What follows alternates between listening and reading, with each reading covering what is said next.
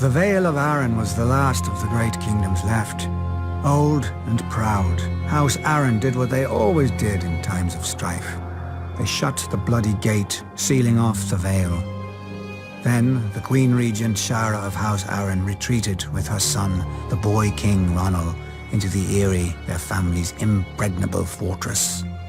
From the top of their mountain they could look down on Westeros far below, its problems hidden beneath the clouds.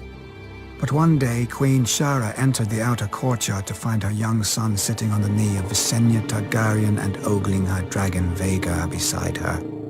Just as he'd asked for another cake at dinner, little King Ronald asked his mother if he could go flying on the nice lady's dragon. Visenya smiled at Shara. So, Shara imagined, did Vhagar. Remembering her manners, Shara asked if she could have Visenya brought some wine or food. She must be tired after such a long flight. But Visenya demurred. Bored with his mother's pleasantries, Ronald demanded an answer. Poor boy. He didn't even understand the question. Shara hesitated for a moment, then asked Visenya, as a mother, if it was safe for the boy. Visenya assured her it was. What choice did Shara have? Whilst her son circled the castle, she collected his little ringlet, her own regent's coronet, and the ancient falcon crown of mountain and vale which the Arryns had worn for thousands of years. Ronald had taken to the sky as a king, but he landed as a lordling. Perhaps he considered his ancient rights a fair trade for a few minutes of flight, as a little boy would. More likely he didn't even notice the 3 crowns at Visenya's feet, or recognize the swords of his garrison beside them.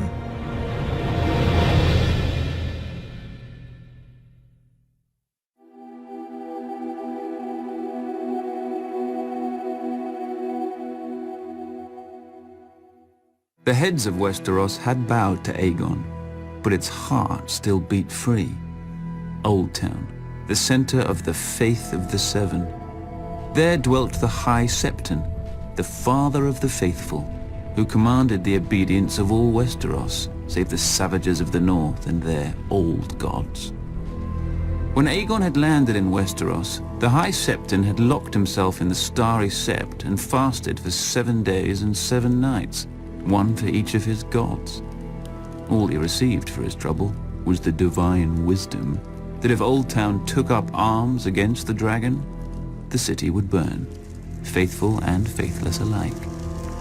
After the submission of House Stark, Aegon marched towards Old Town, steeling himself for another battle.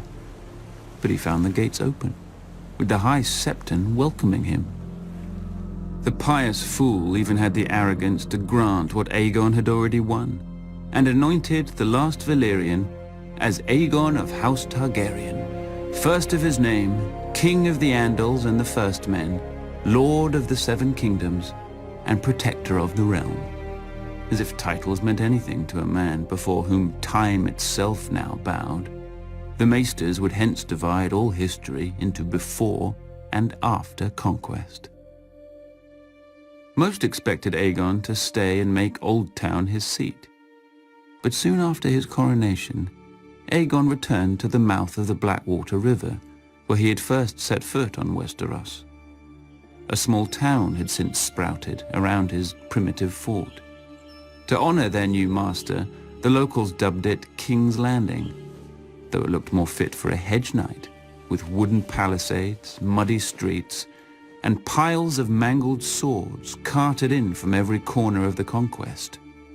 But when Aegon made it his court, wood became stone, black mud was buried beneath a red keep, and the collected swords of Aegon's foes were blasted by dragonfire and became a seat fit for the conqueror and the greatest dynasty this world has ever known. House Targaryen, my family, my throne. Or so it should have been.